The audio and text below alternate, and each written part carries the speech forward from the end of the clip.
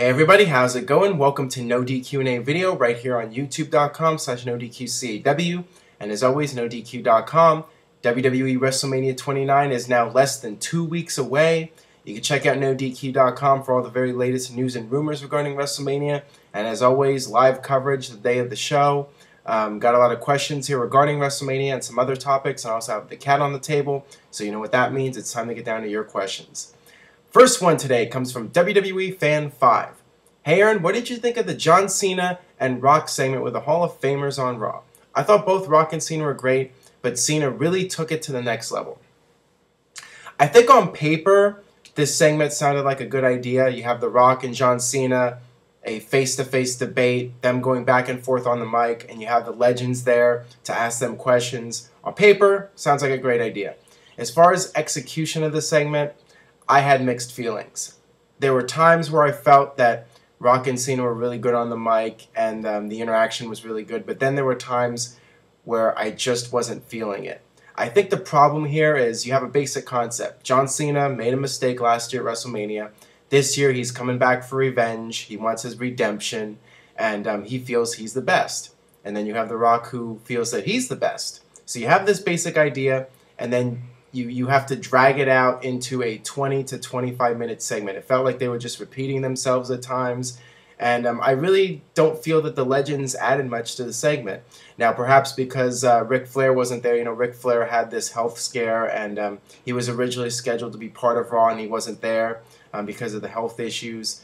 Maybe that hurt the segment a little bit. Maybe it would have been a little bit better if Ric Flair was there. But I just felt that with WrestleMania, you know, less than 2 weeks away, that they should have had a stronger segment. They should have had a segment that hit a home run, and I just don't think that this was a home run. I just think it was an okay segment. And a lot of people have been asking me, is John Cena turning heel? Was this a tease that John Cena will be going heel with his promo? You know, just it seemed like he was getting frustrated. And my thoughts on John Cena and the heel turn, I just don't see it happening. John Cena came out with a brand new t-shirt, and people ask me all the time, is John Cena going to turn heel? But the thing is, if John Cena was to turn heel, then he would become a babyface to the people that hate him. So I don't think WWE is going to pull the trigger on it. I'm really starting to have my doubts that they're ever going to turn John Cena. Now, there's always the chance that they will, and maybe this is the setup of a John Cena heel turn, who knows? But I just don't see it happening. I think that the promo on Raw was simply to build up the match and try to create this intensity and this friction between John Cena and The Rock leading up to WrestleMania. And we'll have to wait and see what happens at WrestleMania. But as far as the heel turn goes, I really don't feel that it was any kind of tease. And I would still be very surprised if there was a John Cena heel turn. I'm not expecting it. So we'll have to just wait and see. Alright, this one comes from HeckHunter97. Hey Aaron, if the Daniel Bryan and CM Punk feud didn't involve AJ, do you think it could have been a bigger and better feud? In my opinion, the build-up for the pay-per-view for these three was quite boring. Your thoughts? Well, at the time, AJ was getting really hot, so it made sense to put her in a big storyline, and you know, her segments were delivering big ratings, and that's why WWE did it. They wanted to push a new female, and AJ had some momentum, so they went with it.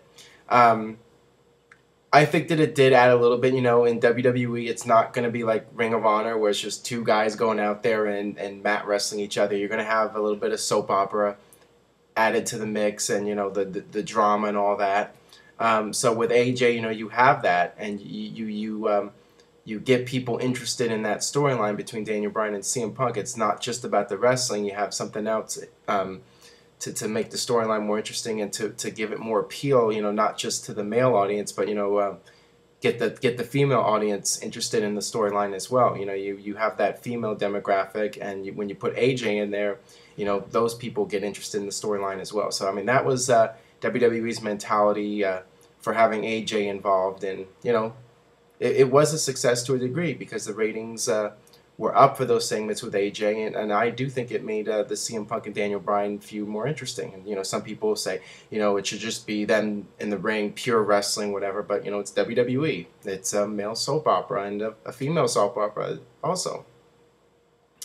All right, this one comes from Stormtrooper TBI. Do you think Shawn Michaels will have any involvement with the Triple H versus Brock Lesnar match at WrestleMania? Well, WWE definitely wants to have Shawn Michaels involved, but I think that if he was going to be part of WrestleMania at this point, something would have been announced. I would be very surprised if this Monday on Raw, 6 days before WrestleMania, they announced Shawn Michaels being there. WWE posted a video on YouTube a few days ago of Stephanie McMahon doing a workout, so that could indicate that she's going to be involved at WrestleMania, and maybe things fell through with Shawn Michaels. We're just going to have to wait and see. But yeah, one would think if Shawn Michaels was going to be there, they would have announced something by now, and they would have done something to build up Shawn Michaels being there. The fact that they haven't announced anything up to this point makes me think that it's unlikely he'll be there at this point. All right, this one comes from CraySade01. Another Hall of Fame question. Once Undertaker retires, how soon would you put him into the Hall of Fame? Would you let him go away to be missed for a while or right away? I think once Undertaker is 100% completely done, I think that it would be best to induct him into the Hall of Fame as soon as possible. I think that, you know, that's when there'll be the most buzz about him, and I think that would be a good time right after he retires. You know, his last match, let's say his last match is WrestleMania 30, WrestleMania 31, put him in the Hall of Fame, and, you know, he's still fresh on everybody's minds coming off the WrestleMania streak, and I just think if you wait too long, you know, there'll be less interest with each year that passes. So I think it's best to do it as soon as possible, and you know, when people are still talking about him and still interested to hear what he has to say. So yeah, if it was me, I would do it as soon as possible. All right, this one comes from BCrew16. Hey Aaron, what did you think of Bully Ray's homophobic slur towards a Chicago fan? And what do you think of people who say it's just him being a heel?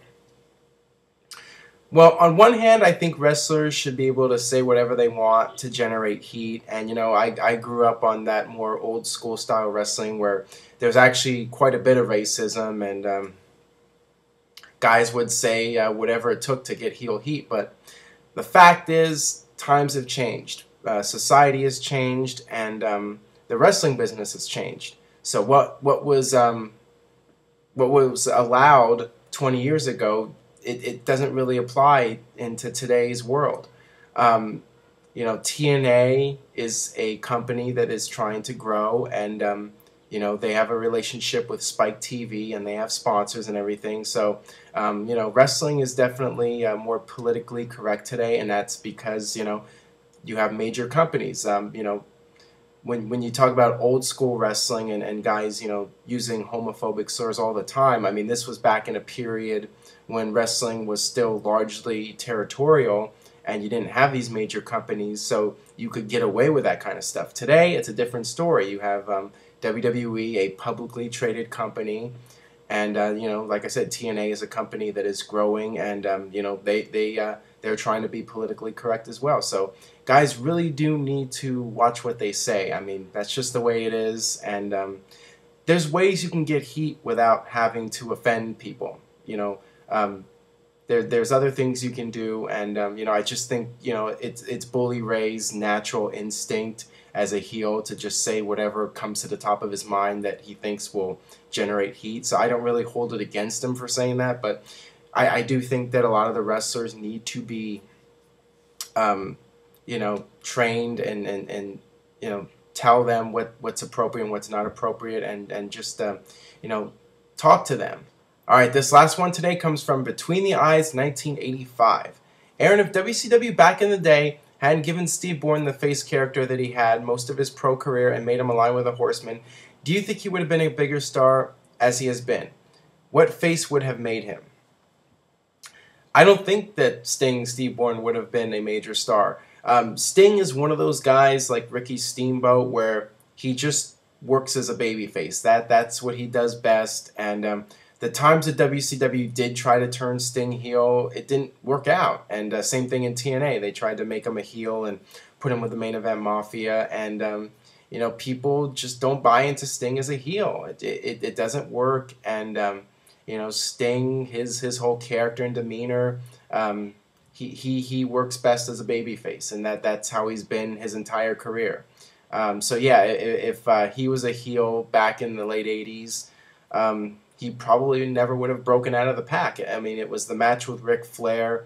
You know, Sting as a babyface, that's what got him over with the audience. And when something works, you go with it. If something doesn't work, you drop it. So, you know, that caught fire, and they just went with it. And, you know, Sting had a ton of momentum as a babyface, and he was able to keep that momentum for over 2 decades. I mean, Sting is just one of those guys that has so much charisma, and he's just a naturally likable person, and you know that's the character that fits him best. All right, that'll do it for this edition of No DQ&A video. Make sure you subscribe, youtube.com/NoDQ&AV. Tell a friend on Facebook or Twitter. Share this video on Twitter, Facebook, whatever. And I will see you next time for more No DQ&A video.